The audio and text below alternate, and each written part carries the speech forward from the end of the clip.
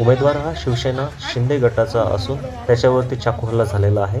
महाराष्ट्र असुरक्षित असल्याचं इथं स्पष्टपणे दिसून येत आहे. इथंच नव्हे तर महाराष्ट्रात घडत असलेल्या घडामोडी, झालेले हमले, वाढती गुन्हेगारी हे सगळं पाहता देवेंद्र फडणवीस यांच्याकडे असलेलं गृह खातं यावरती आता प्रश्नचिन्ह निर्माण होत आहे. महाराष्ट्र राज्यात जंगलराज, मुंबईत प्रचार करताना उमेदवारावर हल्ला, सरकार अपयशी, उमेदवारांच्या पोटात चाकू खुपसून हत्या करण्याचा प्रयत्न. मुंबईत प्रचारादरम्यान शिंदे शिवसेना गटाच्या महानगरपालिका उमेदवारावर जीवघेणा चाकू हल्ला.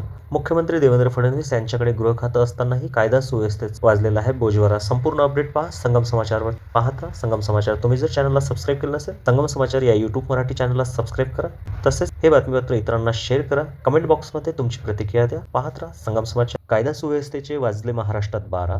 मुंबईत महानगरपालिकेच्या प्रचारादरम्यान उमेदवारावर जीवघेणा हल्ला. देवेंद्र फडणवीस महाराष्ट्राचे मुख्यमंत्री असताना त्यांच्याकडेच गृह खाते, तरीही मुंबईत दिवसाढवळ्या एका महानगरपालिकेच्या उमेदवारावरती जीवघेणा चाकू हल्ला. बीएमसी निवडणुकीच्या दरम्यान एकनाथ शिंदे गटाचे उमेदवार हाजी सलीम कुरेशी यांच्यावर जीवघेणा हल्ला झाला आहे. प्रचार करत असताना हल्लेखोराने उमेदवाराच्या पोटात थेट चाकू वार केला. या घटनेनंतर मुंबईत एकच खळबळ उडाली आहे. सध्या उमेदवारावर उपचार सुरू आहेत. पोलिसांच्या माहितीनुसार शिंदे गटाच्या या प्रकृती स्थिर असून ते धोक्याबाहेर असल्याचे सांगण्यात येत आहे. पोलीस पथक या प्रकरणाचा सखोल तपास करत आहे. हल्लेखोर पोलिसांच्या ताब्यात आहे की नाही याबाबत अद्याप अधिकृत माहिती मिळालेली नाही. सलीम कुरेशी हे यापूर्वी एमआयएम पक्षात कार्यरत होते. मात्र निवडणुकीच्या काळात त्यांनी शिंदे गटात प्रवेश केला असून पक्षाने त्यांना उमेदवारी दिली होती. निवडणूक प्रचारादरम्यान त्यांच्यावर हा हल्ला करण्यात आला आहे.